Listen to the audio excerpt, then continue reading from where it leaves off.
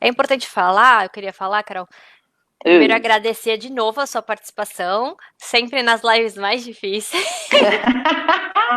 Não, e essa vocês capricharam, viu? Vou contar aqui que essa foi caprichada. Mas eu adorei. Porque assim, a ideia, quando a gente pensou em fazer essa questão da aba com a relação da escola, na parte da educação, foi porque o que acontece? Até a Aline, né, nas nossas supervisões, ela fala, e eu comecei a fazer faculdade de pedagogia, tô bem no comecinho, né, falei na outra live, naquelas matérias iniciais, e o que eu acho interessante é que é tudo muito direcionado, né? Acho que na maioria das faculdades, não sei, pelo menos a que eu fiz, a que a Paty fez e essa que eu tô fazendo agora novamente, essa parte de filosofia da educação, psicologia, sociologia, fala-se pouco sobre todas as escolas, todas as linhas que tem, e sempre tem um Uhum, direcionamento, né, a partir de cada universidade, um direcionamento da própria cosmovisão aí da universidade que está fazendo o uhum. curso. E aí acaba aqui a análise do comportamento, né, na questão mais aí da psicologia da educação, enfim, ou em algumas outras áreas também, ela é bem pincelada, né? E muitas vezes acaba criando um certo estigma, até mesmo um certo Sim, preconceito, porque a gente não conhece, né? exato. E como o CIPTE, a questão da escola é muito importante, né? Ainda mais nessa faixa etária que nós atendemos, de primeira infância, aí dos 0 aos 5 anos. Tem criança que passam 12 horas na escola.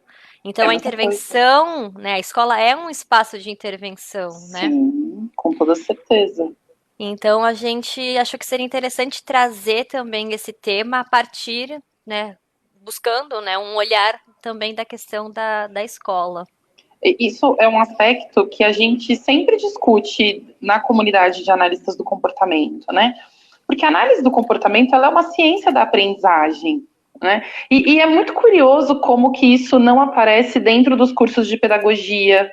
É, e quando aparece, vem muito carregado do estigma, né, Amanda? Isso, Vem aquela coisa do vai robotizar, vai tratar meu filho igual cachorro, né? Então a gente precisa aos poucos ir desmistificando isso e contar que não é assim, né? A gente não adestra as pessoas, a gente arranja contingências para isso. ensinar, que é completamente diferente, né? Mas eu não tenho muito contato com cursos de graduação de pedagogia, né? Mas fica aí um questionamento: por que, que a ciência da análise do comportamento, que é uma ciência que estuda o tempo todo modelos de aprendizagem, não está inserida nessa grade curricular aí? E quando está, ela está construída de uma forma com alguns equívocos, né? Com alguns estigmas que não são reais. Exatamente, perfeito. É isso mesmo. Eu acho que assim, na minha opinião, né? Aí é minha opinião mesmo. Eu acho que a formação, qualquer que seja a formação, ela tem que te apresentar caminhos. E você vai Uhum, escolher aquilo que condiz melhor com o que você acredita ser uma boa prática profissional ou o que traz, sim. né, de evidência científica para isso, mas tem que ser apresentado sem de uma forma neutra. Eu sei que nunca é neutro, mas tentar ser o mais neutro possível e o próprio profissional fazer as suas escolhas, né? Sim, com certeza. Eu estudo muito o tema inclusão, né? E já há bastante tempo eu venho estudando sobre isso. E tem uma autora que é a Bosa, eu adoro ela. Eu acho que você que está na faculdade de pedagogia, em algum momento você vai ler alguma coisa dela, porque ela é pedagoga e ela escreve para pedagogos. Aham. E ela vai contar para gente que a nossa pedagogia ela é fundamentada, e aí são as palavras dela, né? É fundamentada em teorias muito ultrapassadas. E o que ela conta para gente? Ela vai falar o seguinte: ela fala assim, gente, o aluno de, né, estamos em 2020, o aluno de 2020 é diferente do aluno de 1965, por exemplo. Então, Sim. claro que é super importante conhecer os principais teóricos, os principais pensadores da área da educação, mas ela também vai contar que a gente precisa se atualizar, né? Ela vai contar que a gente precisa buscar novas tecnologias, novas ciências que vão proporcionar para o nosso aluno um processo de aprendizagem mais eficaz. Sim. Não, perfeito. Eu acho que é isso mesmo. E é disso, como eu falei, tô no começo, mas assim, eu vejo pelo relato da própria Aline, que está inserida na escola e que tem essa noção da análise do comportamento, e de outras profissionais, a Edna, que fez a live comigo na semana passada, que ela é professora do AE, também relata, né, essa dificuldade. E eu acho que por isso que a gente pensou em trazer essas 5 lives falando um pouquinho desse contexto escolar. E aí hoje a gente vai falar sobre essa questão do relacionamento professor-aluno, né, a partir da análise do comportamento, que é algo que eu acho que tem o maior estigma, que é essa questão do vai robotizar, né, e onde vai ficar a questão de respeitar o processo de aprendizagem. Exato. Parece que não, né, não vai ter isso. A gente ouve bastante isso mesmo. Então, vou começar com a primeira pergunta. Tá bom. A análise do comportamento, ela traz o tema da educação, ela fala sobre educação, ou qual seria alguma definição de educação, aprendizagem a partir da análise do comportamento? Você já deu uma diquinha, né? Eu já vou continuar aí no que você já falou um pouco. O que a análise do comportamento vai falar bem por cima, né? Ela vai falar para a gente que a educação tem o papel de preparar o indivíduo não só para funcionar em sala de aula, né? Mas também no mundo fora sala de aula. Então, a análise do comportamento, ela propõe que as habilidades que são trabalhadas dentro da educação, elas sejam passíveis de generalização, ou seja, a pessoa precisa usar aquilo fora do contexto escolar também. Senão, não faz sentido o processo de aprendizagem, né? De que adianta eu aprender que 2 mais 2 são 4, se na minha vida eu não vou usar isso? Então, o que ela vai falar da educação, ela vai trazer essa proposta para a gente. E o que a análise do comportamento chama de aprendizagem, né? Então, o que para nós é o processo de aprender?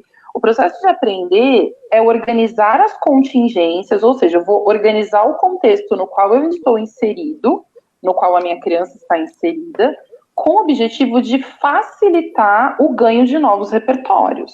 Então, vamos pensar nas nossas crianças com TEA, né?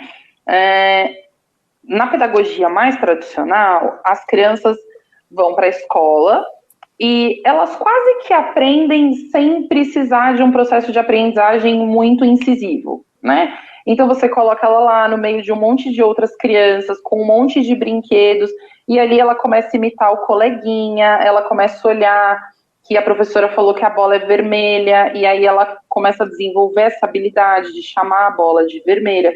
Veja, existe um arranjo de contingências aí, a gente tem um professor facilitando esse processo para a criança. O que acontece é que dentro do TEA, isso precisa ser mais sistematizado. Olha eu aqui voltando com a sistematização que eu tanto falei na outra live, né? Mas a gente precisa sistematizar isso. A nossa criança, eu vou dar um exemplo de um paciente meu, é um caso que já aconteceu. Ele estava matriculado numa escola há bastante tempo e a mãe chegou para mim com a demanda de que ele não estava tendo ganhos na escola, né? Uhum. E aí eu fui fazer observação para entender o que estava acontecendo na escola. O que estava acontecendo é que o material era apresentado para a criança com TEA da mesma forma como ele era apresentado para as crianças neurotípicas. Então a professora colocava lá o brinquedo e falava, se virem aí, descubram um jeito de brincar. As crianças típicas conseguem fazer isso. Uhum. Elas conseguem manejar o objeto e bater e virar e mostrar para a amiga. Nanana. As crianças com TEA não conseguem fazer isso. Se você der um brinquedo que ela descobre ali que dá para ter uma estereotipia com esse brinquedo, ela engaja em estereotipia e ela não vai aprender para que de fato serve aquele brinquedo.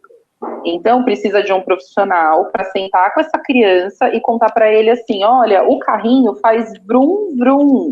E mostrar para ele como ele tem que fazer e reforçar ele, porque não basta você dar um estímulo correto, você precisa garantir que essa criança volte a fazer vrum, vrum com o carrinho lá na frente, quando você apresentar o carrinho de novo.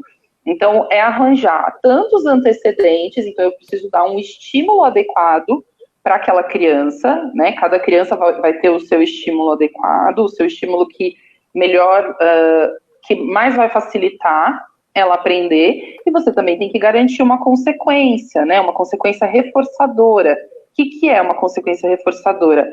É adicionar algo no ambiente da criança com o objetivo de fortalecer essa resposta. Então, por exemplo, o José, só um nome fictício, o professor foi lá e falou: José, com o carrinho a gente faz vrum, vrum. E aí ele ajuda o José a fazer vrum, vrum com o carrinho. Quando o José consegue fazer isso, esse professor elogia o José, esse professor pode dar beijo, pode dar abraço, pode dar uns 5 minutinhos de tablet, se for reforçador para a criança. O objetivo da análise do comportamento é facilitar o processo de aprendizagem. E isso, para a gente, é aprender. Desenvolver novos repertórios a partir de um ambiente facilitador, né? E não deixar a criança lá e esperar o tempo dela. Talvez no tempo dela ela não aprenda, ela não vai conseguir desenvolver as habilidades que a gente quer. Na pedagogia, a gente vê a aprendizagem quase como que um processo interno, né? Que depende só de mim, só do meu cérebro e de tudo que tem aqui dentro dele.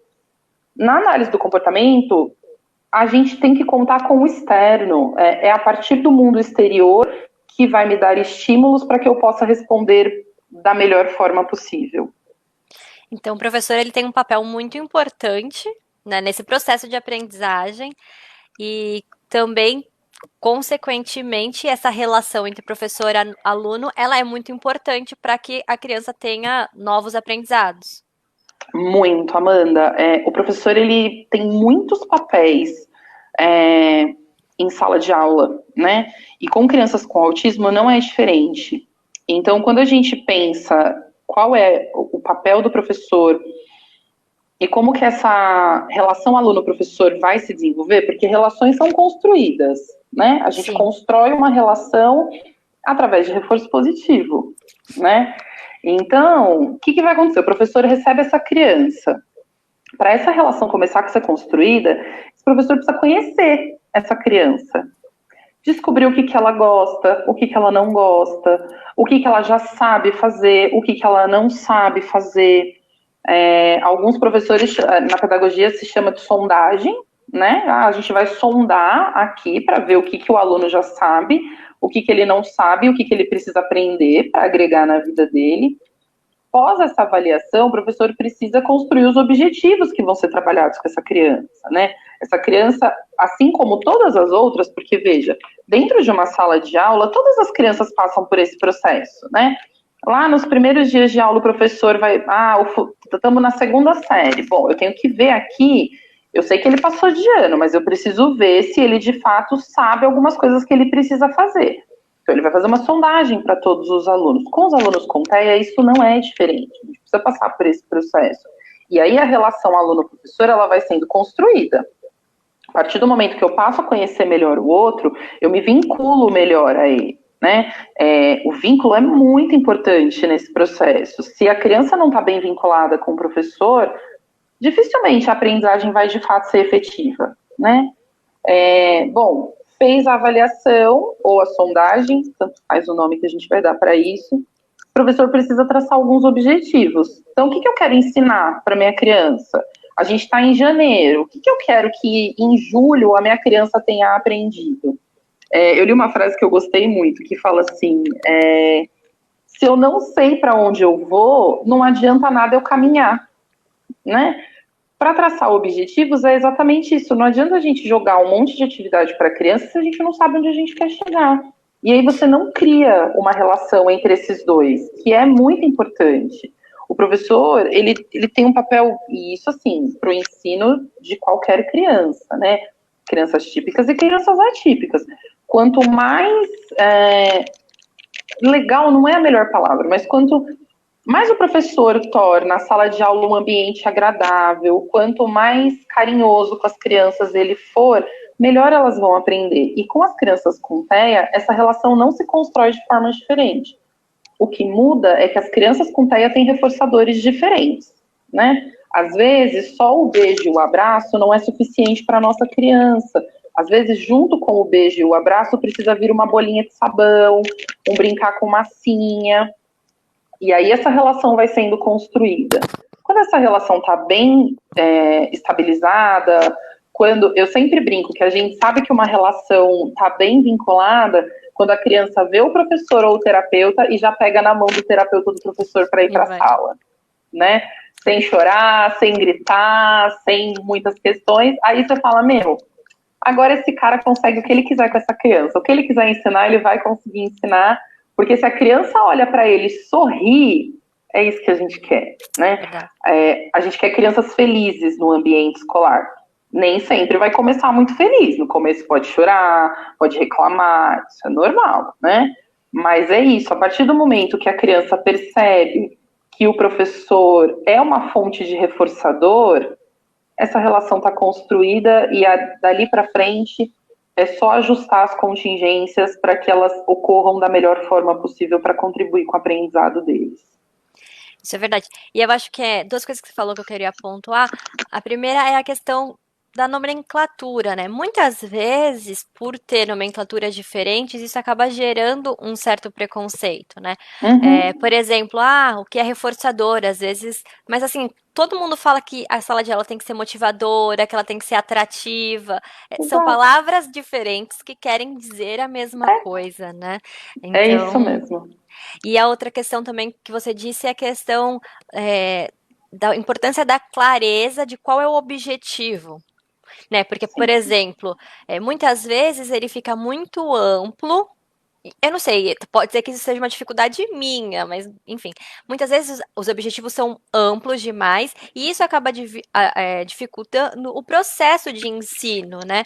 Porque o professor, ele sabe que ele tem que construir algo bem, né, chegar lá, mas como que ele vai fazer? Quais são os processos? Quais são as etapas, né? Como ele fala, qual é a linha de base que deve ser construída, né? E isso eu acho que a análise do comportamento traz e que acaba sendo muito esclarecedor para o próprio professor e, consequentemente, vai trazer uma melhor relação aí com o aluno, né?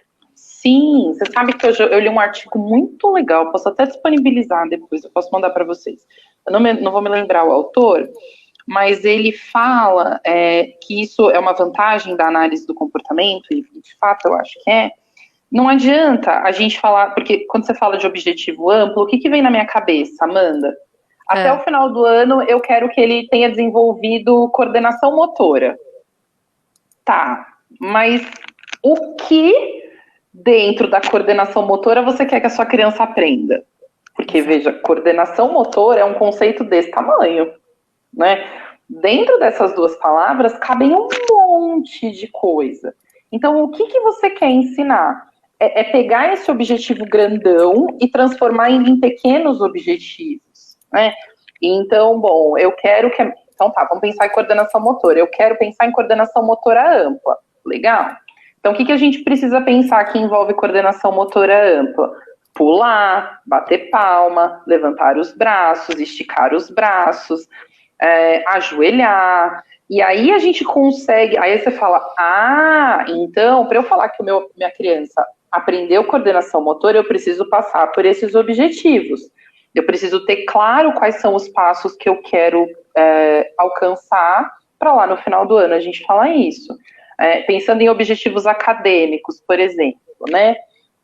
Às vezes eu recebo uns objetivos acadêmicos assim, ler com compreensão e abstração. Gente, o que diabos é essa tal da abstração, né? Porque até eu falo, mas o que é essa abstração? Então a gente precisa ir de o que é ler com compreensão? É ler e saber responder uma pergunta sobre aquilo que a criança leu. Como é que a gente vai chegar nisso, né? Porque não dá para você chegar lá com um parágrafo de 3 linhas, ler para a criança e falar, responde aí. Talvez a gente precise começar com uma frase, e aí ela precisa responder sobre aquela frase. Então a gente começa, e aí dentro da análise do comportamento a gente faz isso, né? Objetivos de curto, médio e longo prazo. E normalmente uma coisa está encadeada na outra. Eu quero que a minha criança aprenda a pular, para quando chegar na festa do final do ano, que na dancinha lá o professor vai falar, agora todo mundo dá um pulo, a minha criança consiga pular. Então, uma coisa é pré-requisito para outra, e isso vai sendo construído a partir de passinhos pequenininhos. Então, isso eu sinto muita falta quando eu vou nas escolas, né? O objetivo final tá lá, mas como é que a gente faz esse meio do caminho? E eu penso que o meio do caminho é fazer isso. Então, tá bom, então vamos lá, né? Você quer que a sua criança consiga fazer xixi sozinha. Como é que a gente vai fazer para ensinar isso para ela dentro do contexto escolar? Tem que quebrar em pequenas partes. E eu acho muito importante, eu sei que o professor já tem 1 milhão de papéis para preencher, e aí chega a gente, analista do comportamento, com mais alguns papéis para ele preencher, né? Mas isso é tão importante, porque isso deixa claro para a gente o que está acontecendo, né? Então, aqui na minha coordenação motora, pular, bater palma, levantar os braços, colocar a mão na cabeça e colocar a mão na barriga.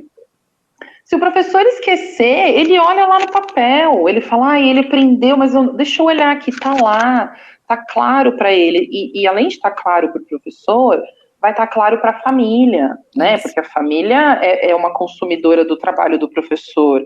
Então, quando a família chegar lá na reunião e o professor tiver isso tudo bem sistematizado, a família vai saber o que de fato essa criança aprendeu na escola, porque eu recebo muito isso como demanda. Às vezes eu não sei o que meu filho aprendeu. Quando fala assim, boa coordenação motora, né? Por exemplo, eu tô falando agora como mãe. Mas o que é isso? Tudo bem que na escola da minha filha, eles ainda mostram, tem fotos, né? Então você consegue ter uma noção. Sei. Mas mesmo assim, o que é uma boa coordenação motora, né? Vamos supor, eu ainda trabalho um pouco nessa área, ainda tenho uma concepção, e quem não tenha uma Sim, noção, né? Então eu acho que, pelo menos para mim, faz todo sentido essa questão de esmiuçar bem os objetivos, de deixar bem claro, e a questão do registro, porque você ali consegue ver realmente qual foi o aprendizado dessa criança, né? Ele fica claro para exato. todo mundo.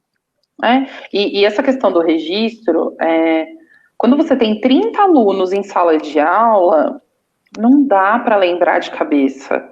Por mais que a gente queira, né? Não dá. Você vai se perder. Você vai falar, nossa, mas era bater palma ou era bater na mesa? Ai, agora eu não me lembro. E aí você tem um retrabalho, você vai ter que submeter a criança a esse estímulo de novo, e às vezes ela já aprendeu, na verdade, só que você não anotou e esqueceu. Então é bastante importante ter esses dados, porque facilita muito a vida, Não, né? Quando você tem uma criança, você vai lembrar. com Agora, quando você tem certeza. 35, aí vai dar chabu, com certeza.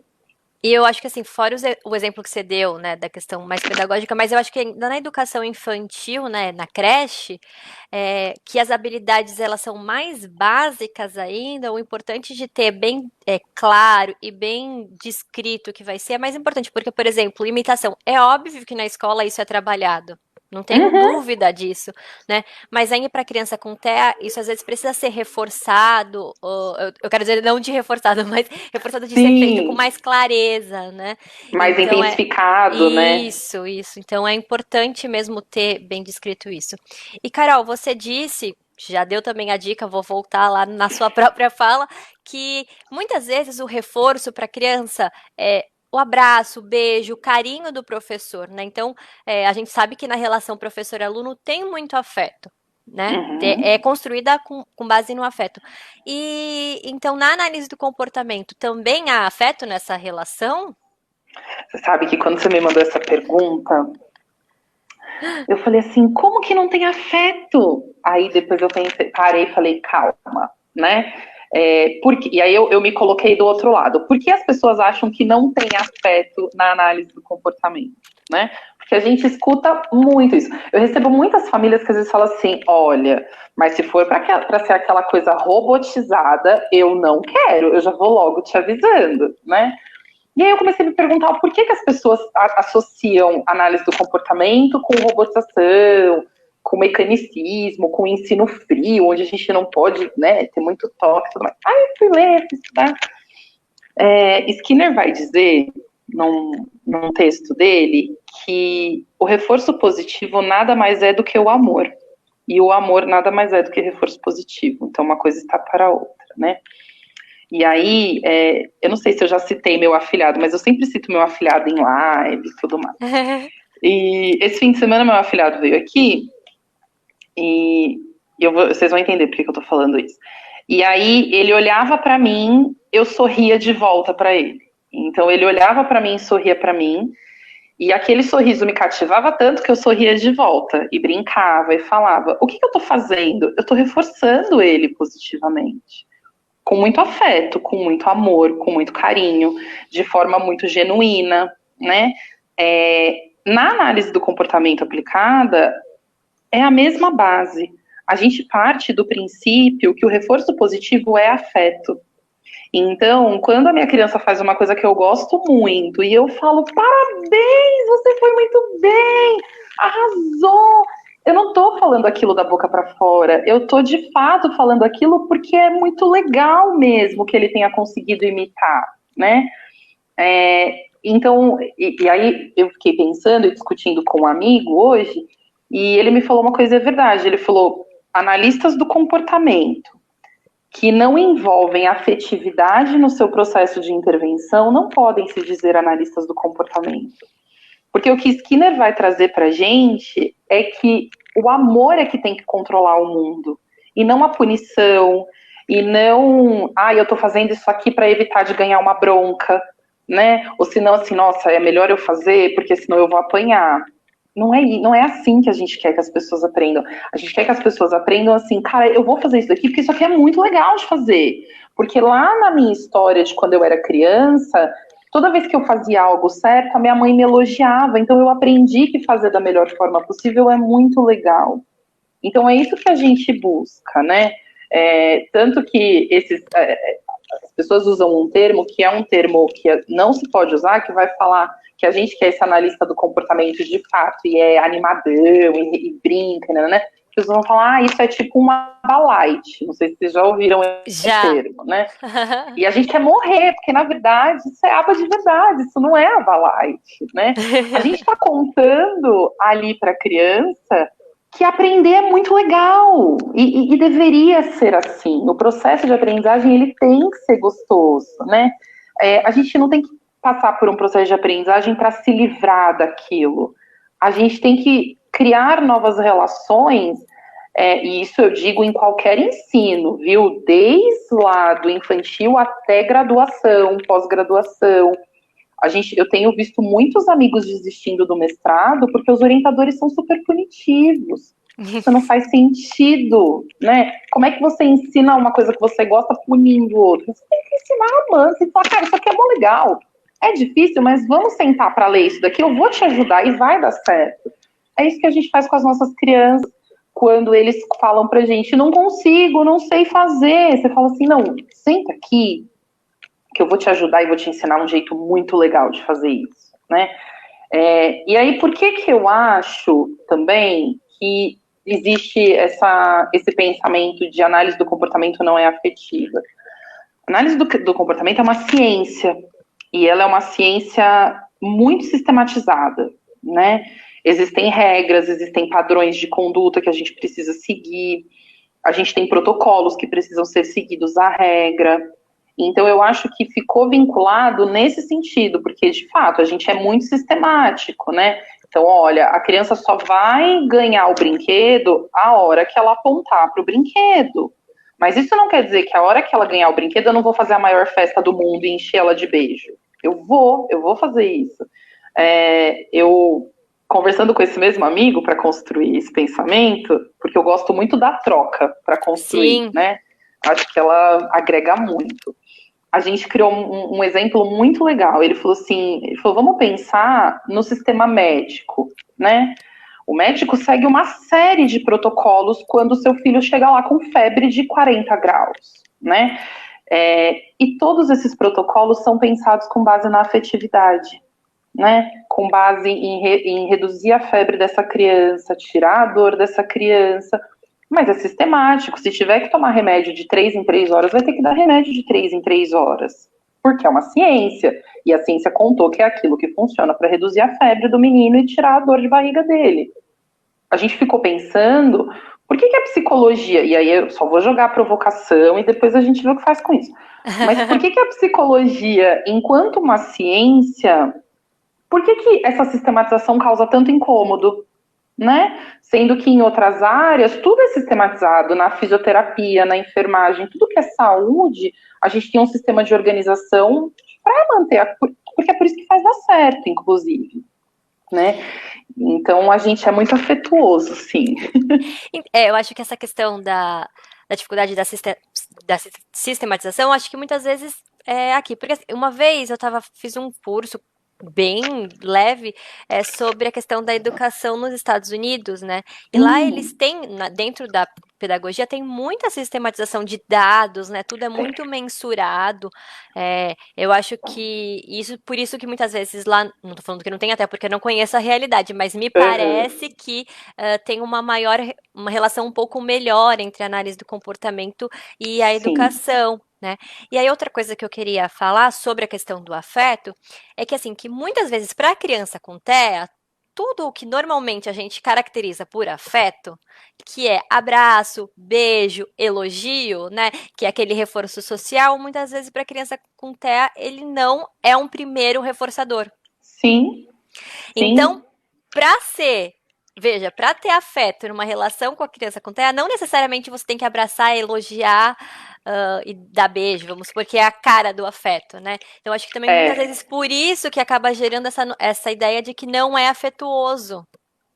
não, com certeza, assim, você falou sobre os Estados Unidos, de fato, assim, nos Estados Unidos tudo é protocolado, né? Tudo, a educação lá, pelo menos eu sei de uma pessoa que trabalha na Carolina do Norte, e eu vou dizer o que ela me contou de lá, né? Para você ter uma ideia de como o sistema educacional lá e a análise do comportamento lá é muito presente.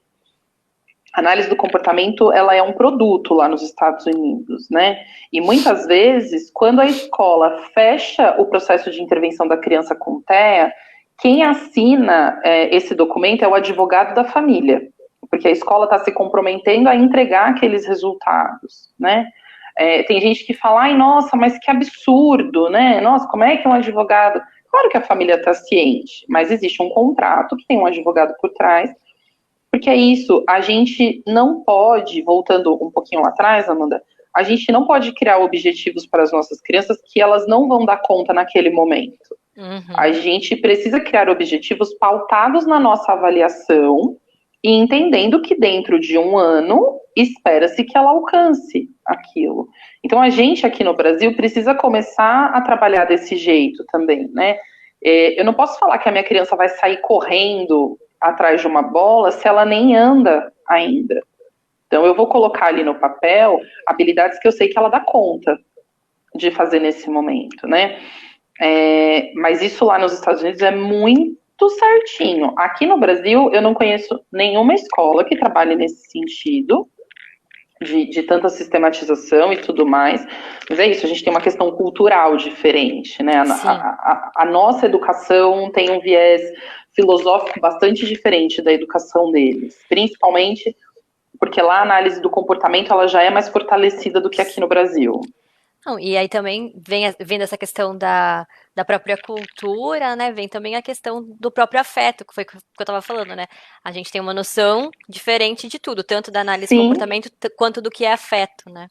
sim, e o que acontece, né? As nossas crianças, elas têm um déficit social importante. Então, às vezes, o abraço, o beijo, no começo eles nem querem, na verdade, né?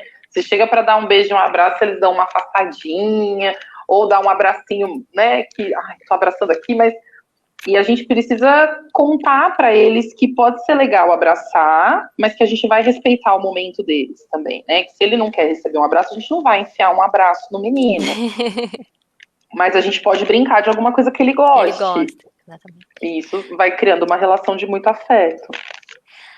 Com certeza. E, Carol, o que que a análise do comportamento traz de estratégia, enfim, para melhorar essa relação do professor e aluno? O que a gente tem muito na literatura, assim, o que o professor precisa fazer para isso, né?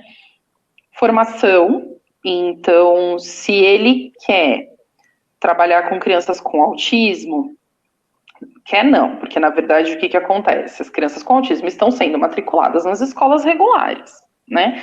E então ele precisa buscar recursos para isso. Isso é uma das coisas principais que a literatura vai dizer. O professor precisa ser um bom profissional em quesito de formação. Ele precisa estar bem formado. E quando as pesquisas vão falar de formação, o que, que elas vão dizer para a gente? Que precisa se buscar filosofias, teorias que sejam pautadas na ciência. Hoje, o que a gente tem pautado na ciência para autismo é a análise do comportamento. Então, esse é o ponto principal, o processo de formação do professor. O processo de formação do professor, ele é contínuo, ele não acaba, né? Então, sair da graduação achando que está pronto, vai ser ruim, vai ser difícil para ele, né? Claro que ele não tem que saber tudo, porque não dá tempo nessa vida da gente aprender tudo. Mas é importante que ele busque recursos, né? Então, essa coisa da troca, eu sempre falo isso para os professores, né? Troquem, busquem informações. Se você tem uma criança com TEA dentro da sua sala de aula, chama essa família para conversar. Essa família tem que ser ouvida, né? Porque aí a mãe sabe que o menininho gosta muito de carro, mas ninguém contou para esse professor. E o professor pode usar os carros para facilitar a aprendizagem dessa criança, né? Mas se você não chama essa família para conversar, você nunca vai saber. E aí você vai ficar dando cabeçada na hora de ensinar esse menino, né? O que eu tenho visto que ajuda muito o professor em sala de aula? Quando a criança tem uma equipe terapêutica, juntar o trabalho da equipe terapêutica junto com o trabalho do professor. É a receita para fazer funcionar, né? Então, olha, o José, ele tem lá uma equipe, ele tem uma terapeuta que vai em casa, ele tem uma supervisora que acompanha. Vamos fazer uma reunião para ajustar? Então, o que quer ser trabalhado na escola e o que está sendo trabalhado em casa? Olha, acho que em casa, por exemplo, hoje eu fiz uma reunião com uma escola que está começando a ensinar o nome para as crianças, só as letrinhas do nome. E aí, por uma coincidência, nós também estamos ensinando a nossa criança a escrever o nome com letras móveis. Então, olha como é importante essa conversa em equipe, porque aí os objetivos vão se cruzando, todo mundo faz igual e a criança aprende mais rápido. Eu acho que também o que facilita muito é uma postura do professor, uma postura aberta ao conhecimento, né? A postura do só sei que nada sei, que quando a gente assume que a gente não sabe, a gente se permite aprender coisas novas. Então, acho que essa postura é muito importante. Às vezes, a gente acha que a gente já aprendeu tudo que a gente podia aprender, mas a gente sempre pode aprender mais um pouquinho com o que o outro tem para contar. Não tem, Amanda, tudo que eu tenho lido sobre inclusão e análise do comportamento vai dizer que o professor precisa aprender a observar o seu aluno, aprender a mensurar os dados, então, o que eu ensinei para essa criança e como eu ensinei, né? Manejo de contingências adequadas. Então, se eu não sei o que reforça a minha criança, como que eu vou ensinar ela alguma coisa? Entende? E é isso que a gente já falou. Nas crianças típicas, um joinha, parabéns, funciona. Para as nossas crianças, não, precisa de um pouco mais. E parceria entre família, escola e se tiver uma equipe terapêutica, juntar tudo isso é a receita para fazer dar certo, né? Eu falo que é o tripé. É o tripé. É o tripé. Não tenha dúvidas disso. Quando você... E vamos supor, não tem uma equipe terapêutica, né? Cara, vamos buscar recurso, sabe? Eu empatizo muito com o professor, eu sou filha de professora, e quando o professor fala para mim assim, Carol, eu trabalho em 3 escolas, eu boto fé, porque a vida dele é dura, entendeu? A minha mãe, ela levantava 3h45 da manhã para estar dentro da sala de aula às 7, eu sei que a vida do professor é dura, mas a gente precisa se movimentar, não tem jeito, não tem jeito de eu receber a minha criança em sala de aula se eu nem sei o que é autismo. Eu preciso me informar, eu preciso ler o que é, o que vai ajudar essa criança, o que eu posso fazer por ela, né? Então, são essas variáveis combinadas. Quando a gente combina tudo isso, vai funcionar. Agora, se não conseguir combinar, se a escola não for favorável e aberta, Se a família não ajudar, porque tem família que fala, eu não, o problema é do professor, ele que se vire. Não é assim, né? A gente precisa da colaboração ali. Olha, mãe, aqui é uma escola pública, a gente tem pouco recurso. Você pode mandar uns brinquedinhos que eu vou deixar separado para ele, para usar com ele? Não, tudo bem, ele tem em casa, eu mando, a gente vai vendo como que pode ajudar. Eu tenho uma mãe que ela junta, agora não, né? A gente está isolado, mas ela junta tudo que é reciclado para mandar para a escola para a professora fazer atividade para o filho. Que aí ela fala assim, professora, para você não precisa gastar dinheiro, vamos usar reciclável, eu vi na internet, não sei o quê. E funciona, super dá certo, né? Então, quando a gente tem a combinação de tudo isso, o sucesso está quase garantido. Eu costumo falar que a pessoa, assim, os grandes responsáveis pelo desenvolvimento da criança para se tornar um ser humano, né? Enfim, do jeito que a gente quer, uma pessoa boa, né? Empática, Sim. com cidadania, é da família e dos seus apoiadores. E a escola e os terapeutas são esses apoiadores. Então, por isso que tem que todo mundo trabalhar junto, né? Exato. Não tem como cada um correr para um lado. E o que eu acho também interessante, que nem você falou da análise do comportamento para autismo, é que muitas das estratégias não são só, né? Eles são para o contexto geral da sala de Sim. aula. Então, não é um conhecimento, por exemplo, né? Tem deficiências que têm instrumentos e estratégias específicas, né? Então, Sim. você estudar análise do comportamento, ele não vai te trazer esse conteúdo só para o autismo, mas sim uma visão ampla que você vai poder usar para todas as crianças, né? Então, eu acho que é bem Sim. interessante. Não, super, assim, Skinner, quando Skinner construiu a obra dele, ele construiu, inclusive, pensando em pessoas neurotípicas. Skinner fala pouco sobre pessoas com deficiência, né? Até porque Skinner escreveu no começo do século passado, pouco se falava em pessoas com deficiência. Mas o que ele vai dizer é isso: se a gente organizar, funciona para todo mundo. Tem algumas tem professores que são muito legais, assim, que são mais sensíveis, né, às crianças. Então, eu ensinei para a professora a fazer uma análise funcional. Então, eu contei para ela, eu falei, olha, você percebeu que toda vez que ele joga o lápis no chão, você vai lá e dá atenção para ele? Ela falou, não tinha percebido. Eu falei, olha só. Porque aí o menino jogava lápis no chão, ela falava assim, fulano, pode pegar o lápis, eu vi que você derrubou. Então ela dava uma super atenção para ele, né? E eu falei, deixa, jogou o lápis, ele vai ter que pegar o lápis uma hora, né? E aí começou, de fato, a gente tinha AT na escola, ajudou a manejar. Só que aí ela começou a prestar atenção no comportamento das outras crianças da sala de aula. E eu achei isso tão legal, porque aí ela falou assim, Carol, eles fazem um monte de coisa para chamar minha atenção o tempo inteiro. Eu falei, pois é, olha aí. Falei, eu acho, Pro, que você está precisando tirar um tempo para brincar com os seus alunos, para dar um pouquinho mais de atenção para eles. Então você vê, a análise do comportamento ela serve para qualquer coisa, né? Não, não é só para crianças com autismo, ela está dentro do esporte, ela está dentro da depressão. Ela falou que é um fenômeno humano, a análise do comportamento está dentro. Ai, que Então, legal. super dá para a gente ir manejando. E, Carol, quando a gente fala da questão da importância, né, do tripé, família, escola e saúde, né, profissionais de saúde, equipe de saúde, a gente vai entrar, consequentemente, na nossa última pergunta, que é a questão da construção do PEI, né? Sim, Né? sim. Mas antes, a gente conversou na Hum, live, na outra live, falamos um pouquinho, né? Lembrando que o PEI é o plano de ensino individualizado, é, ele pode ser articulado com o plano de ensino individualizado da criança na terapia, vamos supor, né? sim, perfeitamente. Quais são as etapas do PEI? Né? Como é que a gente constrói um plano de ensino? Meio que eu já falei aqui, faz avaliação da criança. E isso, Amanda, vai servir para todas as áreas. Então, o pessoal da Fono vai fazer a avaliação deles, o pessoal da TO vai fazer a avaliação, e o professor vai fazer a sua, e o terapeuta vai fazer a sua, né?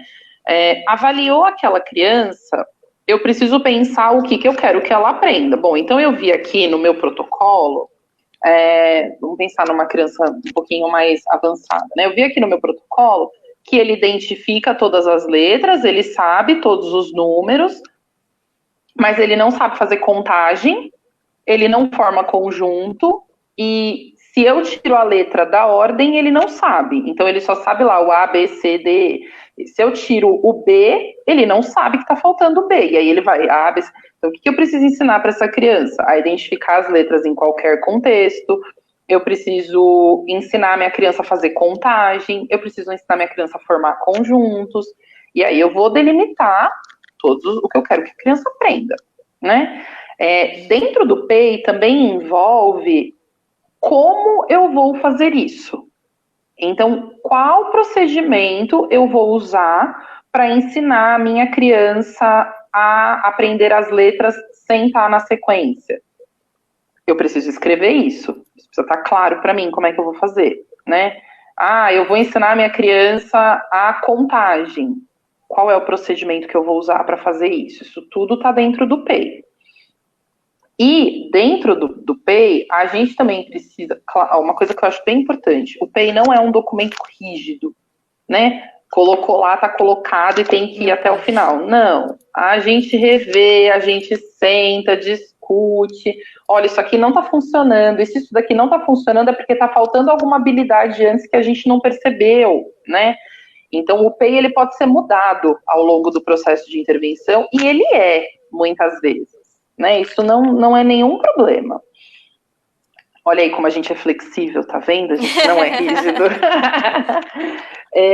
Porque isso é fazer o acompanhamento. Muitas vezes na literatura a gente encontra como follow-up, né? Que é acompanhar se a criança está aprendendo ou se não está. Bom, uma vez que zerou os objetivos, inserem-se novos objetivos e começa de novo a construção de um PEI. Quais são as vantagens do PEI? Na minha perspectiva, que a literatura vai contar para a gente. Você está única e exclusivamente sob controle daquela criança. O meu padrão de comparação é a própria criança. Quando eu formulo um plano de ensino individualizado, eu não estou pensando na criança em comparação com os alunos da sala. Eu estou pensando na criança com ela mesma, o que ela não sabe e o que ela precisa aprender. Então, eu acho que esse é o maior benefício do PEI, né? É exclusivo, é pensando nas necessidades dessa criança. Eu tenho um paciente que ele tem uma condição de vida muito favorável, financeiramente falando. E a gente resolveu que ensinar ele a lavar louça. E depois a gente se perguntou se em algum dia na vida dele ele vai ter que lavar a louça. Entende? Porque é isso. Você precisa ver se aquela habilidade vai ser utilizada. Ou se você pode pegar o tempo que você está ensinando ele a lavar a louça e trocar por uma habilidade que ele vai usar mais, como tomar banho sozinho, por exemplo, né? Então, isso tudo precisa ser dosado quando a gente vai fazer um PEI, que é o que a gente chama dos CUSPs comportamentais, né? Não tem uma tradução para a palavra CUSPs, mas a gente vai dizer que é como se fosse um objetivo pré-requisito para o outro. Né? Para eu aprender um, eu preciso ter, para aprender B, eu tenho que ter aprendido A. Então, a gente precisa se atentar nessas coisas e é por isso que eu gosto tanto do PEI. Eu acho que todas as crianças, inclusive as típicas, tinham que ter PEI. Eu ia falar exatamente isso, você leu meu pensamento. Eu acho muito, assim, porque... Faz sentido. Faz muito sentido. Às vezes o José é típico e o João também. Só que eles aprendem coisas diferentes, então eles precisam de adaptações para eles, né? Então, vamos fazer um PEI aqui para cada um. É que aí você tem que ter um professor para cada aluno, na verdade, né? Senão... Mas assim, eu fico pensando, que nem você falou assim, o PEI é flexível, nós somos flexíveis. E, assim, ao mesmo tempo, muitas vezes eu sinto que nas escolas, não só nas escolas, também em algumas terapias, é tudo muito amplo, né? Aquela coisa que a gente fala assim, o aprendizado, ele aprendeu, que nem eu dei o exemplo, ela aprendeu a coordenação motora, mas o que realmente aprendeu? Então, a sistematização, ela ajuda nisso, mas ela não é um gesto, né? Ela é flexível. Não. É super flexível.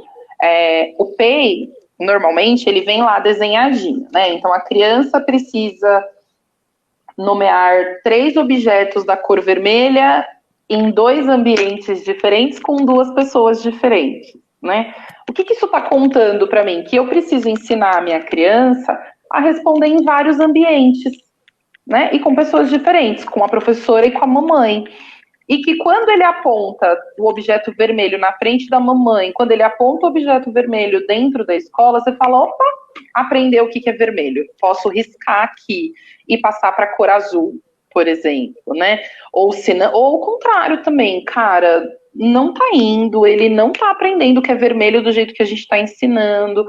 Olha, a gente já está aqui há 3 meses fazendo isso e isso não produz resultado, não produz mudança no comportamento da minha criança. Bom, será que essa criança rastreia? Será que ela consegue acompanhar o objeto? Será que Então a gente precisa começar a pensar nessas estratégias. E se for o caso, a gente volta. Bom, então primeiro vamos Sim, ensinar ela a rastrear, porque a gente comeu bola, ou não, não é que comeu bola, mas às vezes não percebeu, ou na avaliação não apontou. E aí você fala, não, então vamos reestruturar e a gente muda. E tá tudo bem, porque qual que é o nosso objetivo, né? Que a aprendizagem seja efetiva. Não adianta a gente ficar martelando ali um negócio que não tá indo. Skinner vai dizer que se o nosso aluno não aprende, é a gente que não arrumou um jeito fácil, um jeito favorável de ensinar para ele. Então, senta lá com a equipe e bora quebrar a cabeça para ver o que vai fazer, né? a Aline disse a mesma coisa nos comentários, mas lá no começo da live, ela disse exatamente isso, bem legal. Então a gente vai quebrando a cabeça aí, vai discutindo, vai refazendo. E eu sempre conto isso para a família, né? Para a família, para a escola. Eu falo para elas, falo, olha, mudamos aqui o objetivo, não estava dando certo. Sempre que é na parte acadêmica, eu recorro aos professores, porque eu acho que quem sabe melhor de alfabetização do que professor, né? Então eu sempre falo, professor, socorro, me ajuda aqui. E aí eles vão dando várias dicas legais pra gente. Então é isso, a gente vai flexibilizando e vai mudando de acordo com o que é importante para nossa criança.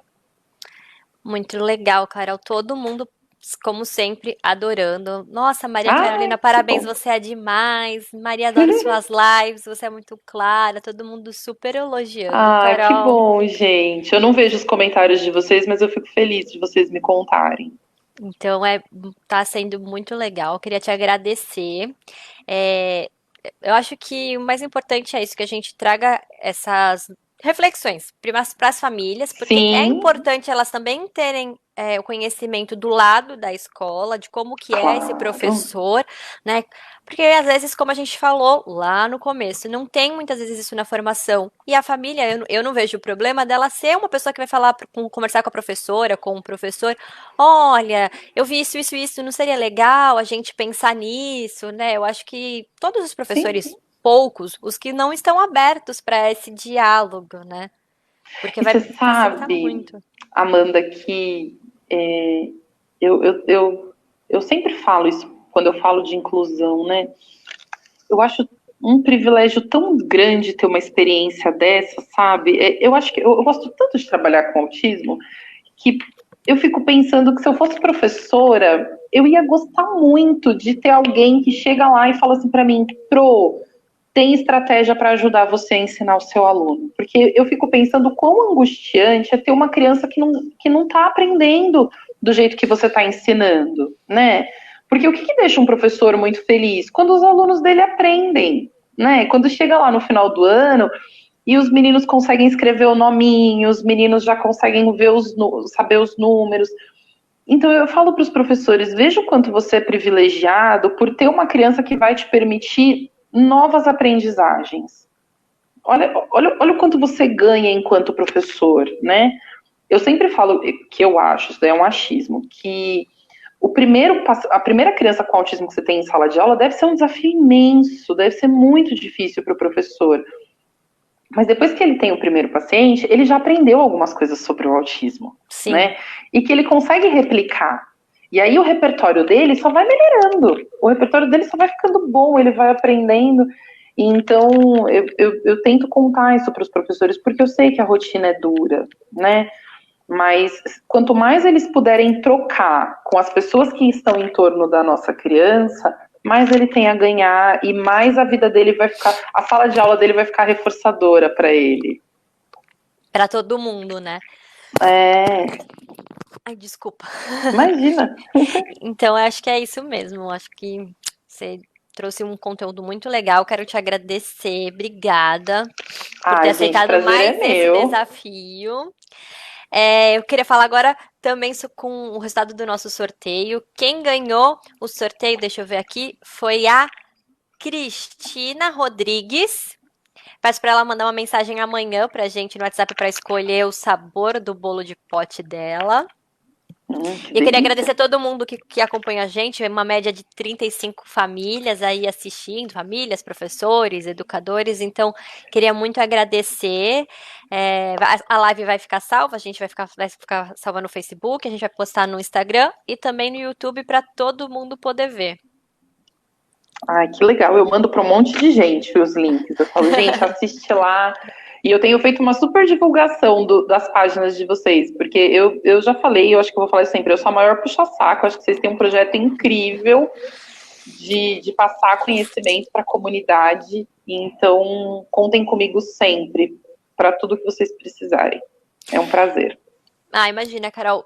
Obrigada de novo. Eu só vou falar agora uma coisa que você falou disso, da gente passar Hum, conhecimento para a comunidade.